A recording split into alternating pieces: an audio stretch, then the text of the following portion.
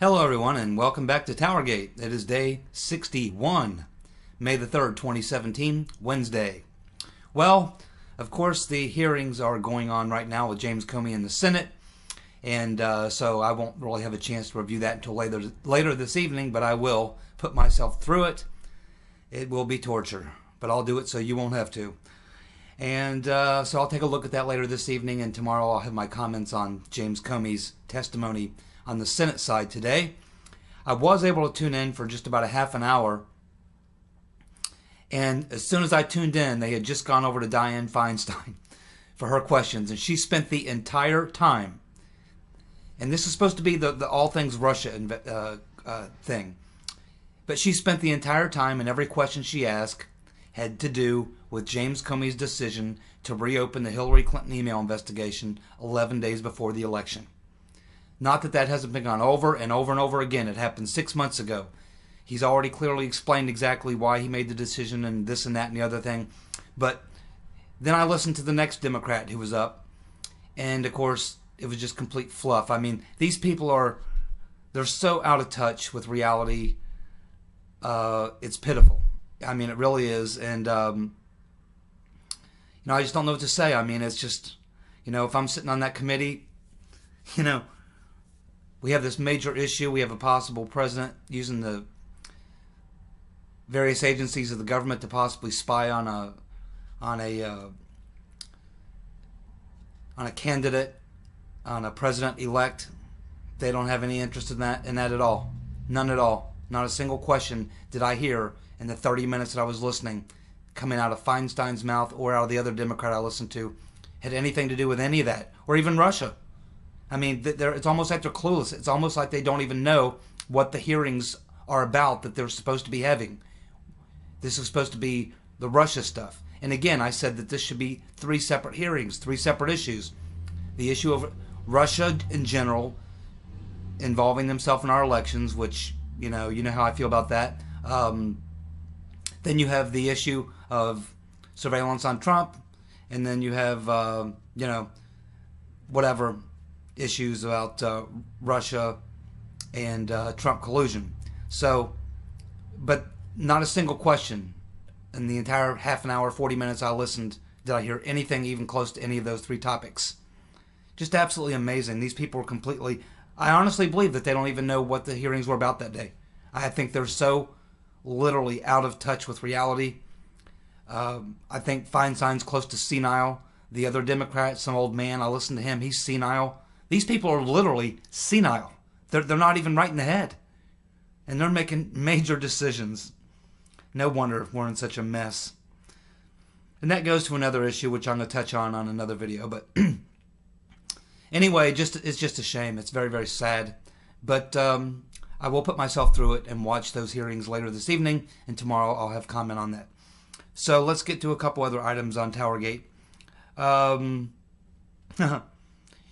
This will not surprise you at all. It appears that the leading Democrat on the House Intelligence Committee, the slimeball, Adam Schiff, is planning on reading into the record parts of the dossier. That's so he can shift his questions and other Democrats' questions in the hearings towards the Russian-Trump collusion narrative.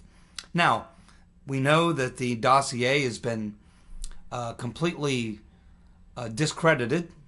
It's unverified. No proof of any of it. Yet that's what the Democrats are going to focus on the dossier.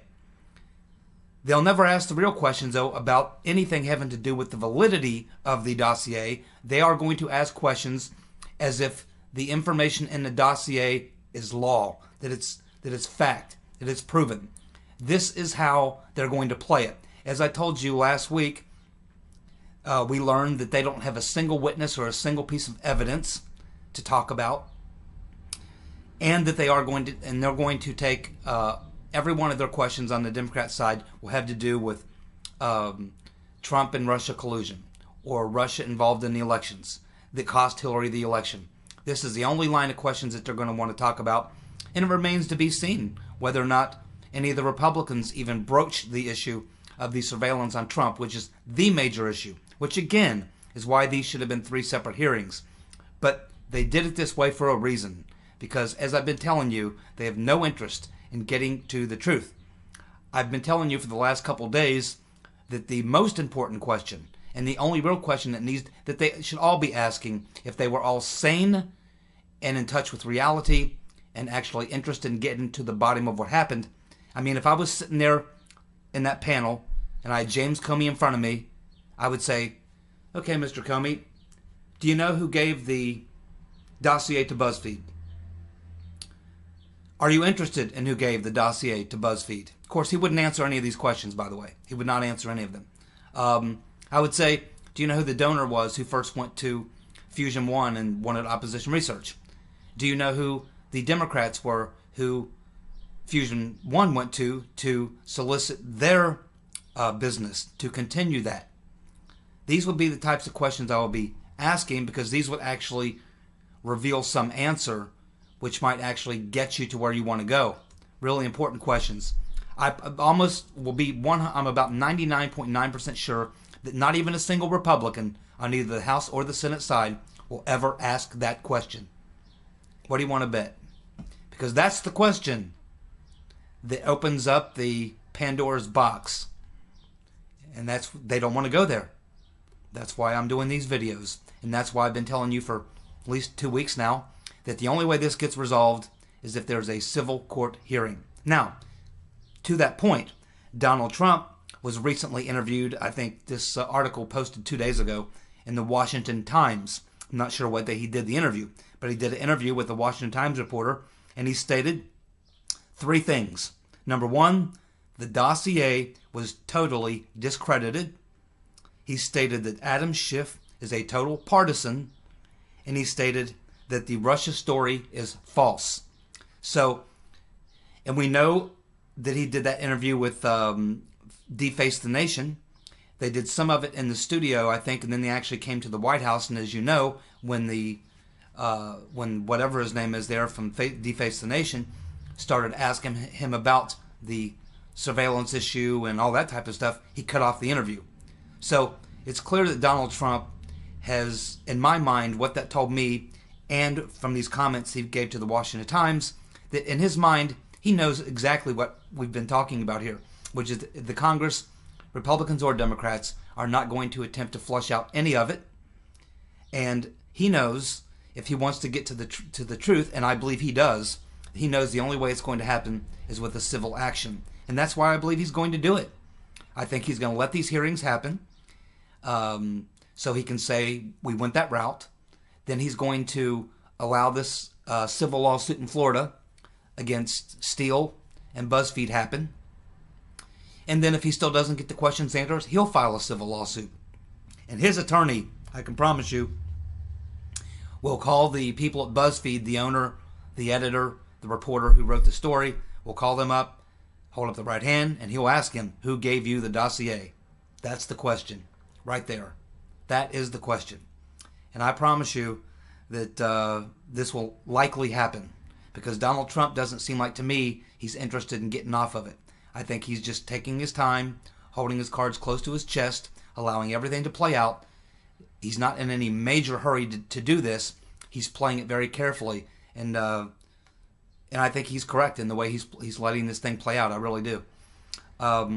So anyway, we have Comey over there testifying right now. I'll watch the hearings later this evening, and tomorrow I'll have comments on what we learned from the Comey hearings, although I expect it'll be very little. Just from what I saw of it today, I can just tell you that it's a mess. So anyway, not a whole lot going on. I got 2 other videos I want to do. But I do want to touch on one thing before I go. Follow up again on the French elections. The election is Sunday, and as I told you a couple days ago, their polls are all over the place, just like they were. There's a lot of similarities between what's happening in France and what happened here. And right now, the Independent, which is not so independent, is still reporting Macron 60-40 over Marine Le Pen. Now, I don't believe that poll at all. I think she's doing much better than 40%. And I don't think he's doing so well 60% for the following reasons. Number one, We know that Mélenchon was supposed to go out and endorse Macron, but he did not. He did a press conference, and he said, hey, to me, there's no difference. I don't like either of them. I'm not going to tell my supporters how to vote. Remember, he got almost 20% of the vote. So now the Mélenchon people are out there having to decide for themselves which way they want to go. Now he is pretty much on the left. So there are on economic issues. Marine Le Pen is pretty far to the left. So we'll see where his supporters go. But right now they're undecided. And of course we have Fillon, who is the so-called conservative, and he has endorsed Macron.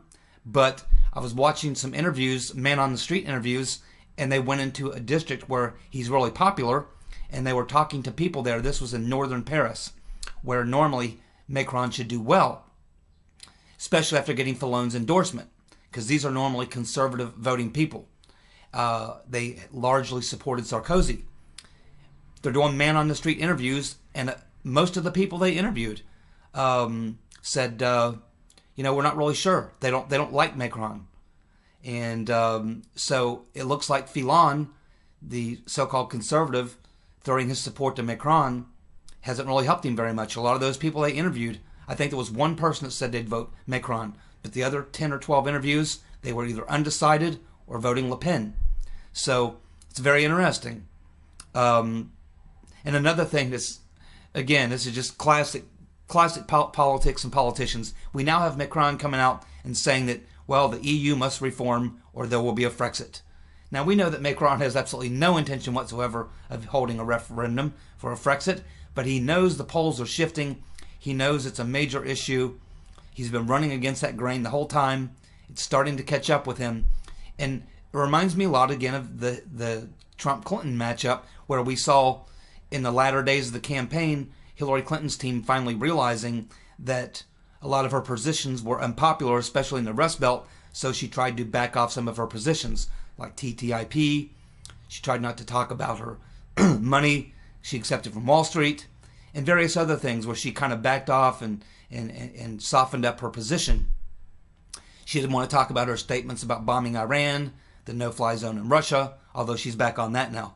But anyway, a lot of what happened to Hillary Clinton, and one of the main reasons she lost, is because, she screwed the Bernie Sanders supporters, of course, and they all knew that. Then she brought in Tim McCain to be her VP, which the Bernie people hated, the progressives. What she basically did, locked out the progressives at the convention. So she, and then she went out and courted neoconservatives. So she did all these things, literally, that drove down the turnout of the progressive Democrats. And that's a lot of the reason why she lost. And you see that Macron is making the same type of mistake. He is killing the support or the level of passion for him in certain areas of his voter bloc by some of the things that he's doing. And so it's very likely that we could see what this pollster in the UK predicted last week, who correctly predicted Brexit. And he said he sees this as well. Same thing I'm seeing, which is that Le Pen's voters are kind of like Trump supporters. They're hardcore, totally supportive. You don't have to worry about calling them to get them to go to the polls. You don't have to pick them up. You don't have to keep urging them. They are going to show up, and they are going to vote. They're very passionate. Marine Le Pen people, for the most part, her base, which is around 35-40% at this point, they're fairly hardcore. They're going to show up and vote. Macron's problem is that he's that milquetoast guy that no one really wanted. He's relying on winning this election based totally on the anti-Le Pen vote, just like Hillary was trying to win based on the anti-Trump vote. And people don't go out and vote and with near the percentage in numbers or passion for in a protest vote. They go out and vote much larger numbers for someone they really have passion and want to support. So it's very likely that you could see Macron have a very low turnout because he doesn't have that many people that are really passionate about him. So, his support is very soft. Le Pen is going to get great turnout from her hardcore base. and it's going to have a lot to do, and I think this election will be decided based on where Mélenchon's 20% go.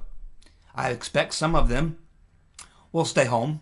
They'll abstain, which is a term I heard a lot in this interview I saw. So I think they'll have a lot of abstain. I think they'll have people who just won't show up. I think they'll have some soft supporters maybe go for Le Pen, and you may get a few for Macron coming from the Mélenchon people.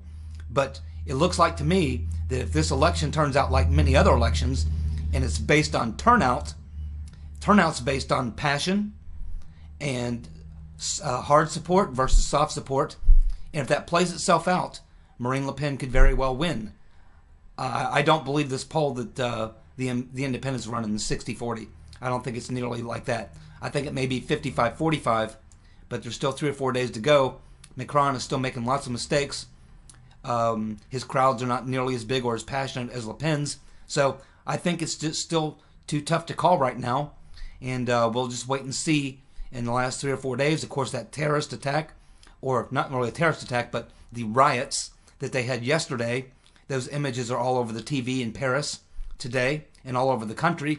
And that image of the policeman who got hit with the Molotov cocktail, who literally looks like a flaming marshmallow, that image is going to be burned into people's minds. And I think that this could also have an effect. And another thing, I think, I don't like to predict things like this, but I will say that I think if Le Pen wins, I think regardless of who wins, you're going to have various kinds of riots. But I think if Le Pen wins, you are going to have some serious civil disobedience riots and things like that. A lot of these people will be funded by George Soros. I'm sure he's got his A-team ready to go, with paid people ready to go. And they are going to try to do exactly what they're doing to Trump. They're going to try to profligate rioting, civil disobedience, civil unrest, all sorts of things. They're going to try to make it look like she is responsible for all this. It's just Soros doing what he does. So I expect that. So I would assume that the French authorities, the police, are already gearing up for that. I mean, if they're not, they're nuts, because they should expect that they are going to have some serious issues the day after the election, and probably for weeks and weeks after the election. So anyway, hopefully they're preparing for what's to come. But that's the way it looks today. TowerGate, day 61, May the 3rd, 2017. We'll be back tomorrow, and we'll talk about what we learned from James Comey. Y'all have a good day. Bye.